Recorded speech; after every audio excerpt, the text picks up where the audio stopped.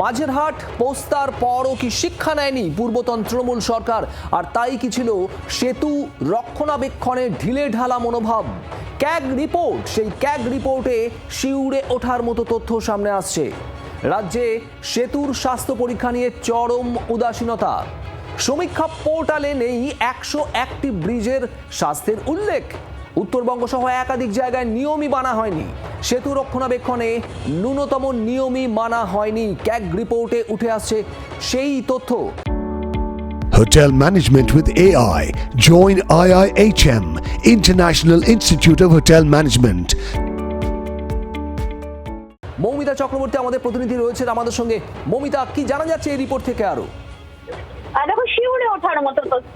রাজ্যের ব্রিজের স্বাস্থ্য পরীক্ষা নিয়ে বিগত তৃণমূল কংগ্রেস নেতৃত্বাধীন সরকার যে চূড়ান্ত উদাসীন ছিলেন, সেই উদাসীনতার ছাত্রে ছাত্রে প্রমাণ।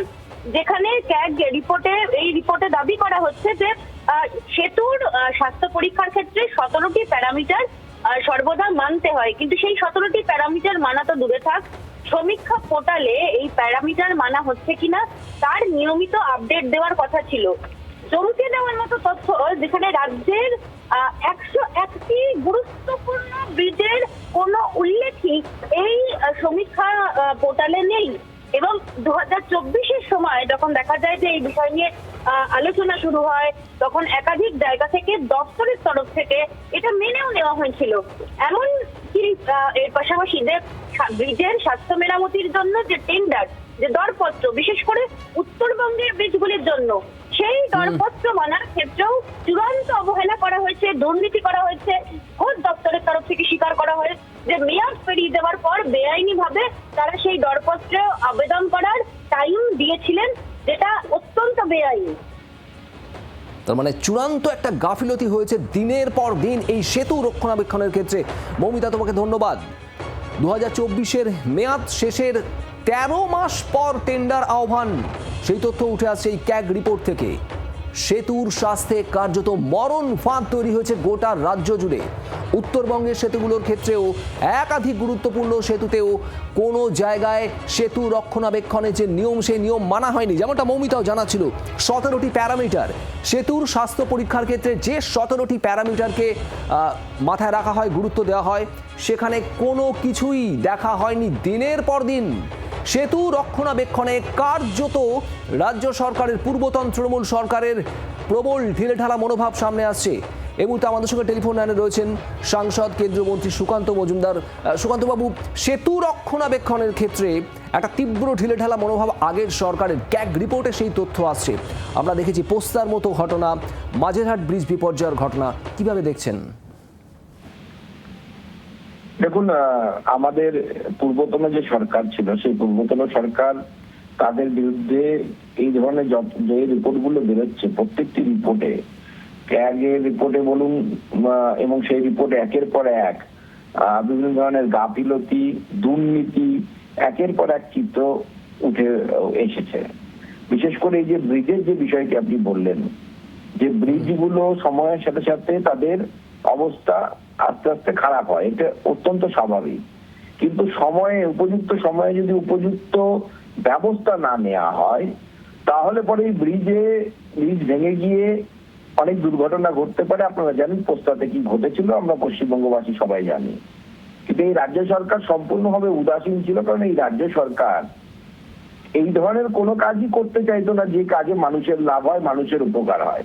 এই রাজ্য সরকারের মূলত খরচ করার ইচ্ছে ছিল হচ্ছে সেই সমস্ত বিষয়ে যেখান থেকে ওদের পার্টির কিছু কামাই হবে, ভাইপোর কিছু কামাই হবে, তার বাইরে অন্য কোনো কাজ করতে তারা উৎসাহী ছিলেন না। এবং মানুষের জীবন নিয়ে এরা ছিনিমিনি খেলেছে। ধন্যবাদ আপনাকে। সুকান্ত মজুমদার, বিজেপি সাংসদ তথা কেন্দ্রীয় শিক্ষা প্রতিমন্ত্রী, আমাদের সঙ্গে ছিলেন টেলিফোন লাইনে। 101টি ব্রিজের স্বাস্থ্যের রিপোর্টের কোনো উল্লেখই নেই সমীক্ষা পোর্টালে। ব্রিজ নিয়ে, সেতুর স্বাস্থ্য নিয়ে কতটা গাফিলতি হয়েছে, সেখানে কতটা ঢিলেঢালা মনোভাব ছিল রাজ্যের এর আগের সরকারের সময়, ক্যাগ রিপোর্টে সেই তথ্য স্পষ্ট। উত্তরবঙ্গ সহ একাধিক জায়গায় সেতুর স্বাস্থ্য পরীক্ষার ক্ষেত্রে কোনো নিয়ম মানা হয়নি। একের পর এক সেতু, সেই গুরুত্বপূর্ণ সেতুগুলোর হাল কি, সেগুলো রক্ষণাবেক্ষণের ক্ষেত্রে কি নিয়ম মানা হচ্ছে কিনা তা নিয়ে প্রশ্ন উঠছে। কথা বলবো এই মুহূর্তে সিপিআইএম নেতা সুজন চক্রবর্তী আমাদের সঙ্গে রয়েছেন। সুজনবাবু, সেতু রক্ষণাবেক্ষণ সম্পর্কে যে ক্যাগ রিপোর্ট সামনে এসছে সেখানে চাঞ্চল্যকর তথ্য, দিনের পর দিন একাধিক সেতুর রক্ষণাবেক্ষণে কোনো নিয়মই মানা হয়নি। সমীক্ষা পোর্টালে 101টি রাজ্যের ব্রিজের স্বাস্থ্যের কোনো উল্লেখই নেই। পোস্তার মতো ঘটনা, মাঝেরহাট ব্রিজ বিপর্যয়ের মতো ঘটনা ঘটে গিয়েছে এর আগের সরকারের সময়। কি বলবেন? এটা তো পাগলা দাশুর রাজত্ব বললেও কম বলা হয়।